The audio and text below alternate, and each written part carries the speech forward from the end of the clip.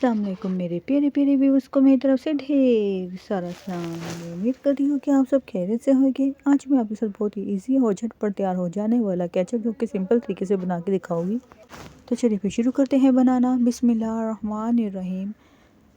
यहाँ पे मैं आपको दिखा रही हूँ टमाटर की प्यूरी, जिसको मैंने लिया था 2.5 किलो टमाटर को अच्छे से धोने के बाद कटिंग करने के बाद इसे बॉयल कर लिया था। बॉयल करने के बाद इनको मैंने ब्लेंड कर लिया है और फिर मैंने जो ये टमाटर सारे बॉयल करके ब्लेंड किए थे इसको मैंने जैसे स्टेन कर लिया था। फिर मैंने इसके बाद अब लूँगी एक पैन, उसमें मैं ऐड कर लूँगी इस सारे टमाटर को जिसको जैसे बॉयल करके ब्लेंड किया था। ऐड कर देने के बाद इसका मैंने फ्लेम नीचे ऑन किया है। फ्लेम मैंने इसका मीडियम लो रखा है, बहुत हाई फ्लेम नहीं किया है।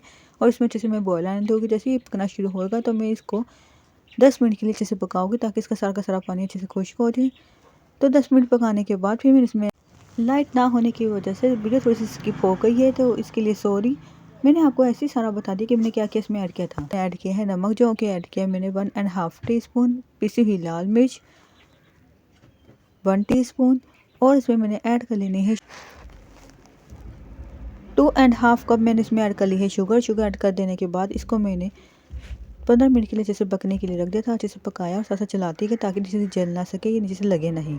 फिर मैंने इसमें ऐड कर लिया है colour, red food colour add करा है, जो कि मैंने इसमें ऐड किया है 1/2 टीस्पून। ऐड कर देने के बाद मिक्स करने के बाद फिर इसमें मैंने ऐड किया है 2.5 tablespoon soya sauce, 2.5 tablespoon vinegar, 2.5 teaspoon chilli sauce, 2.5 teaspoon इमली का पल्म ऐड करके इनको मैंने फिर 5 मिनट और मज़ीद पकाया। 5 मिनट पकाने के बाद हो गया बस सा एकदम मज़ेदार सा हमारा केचप सिंपल सा बन के तैयार हो गया है।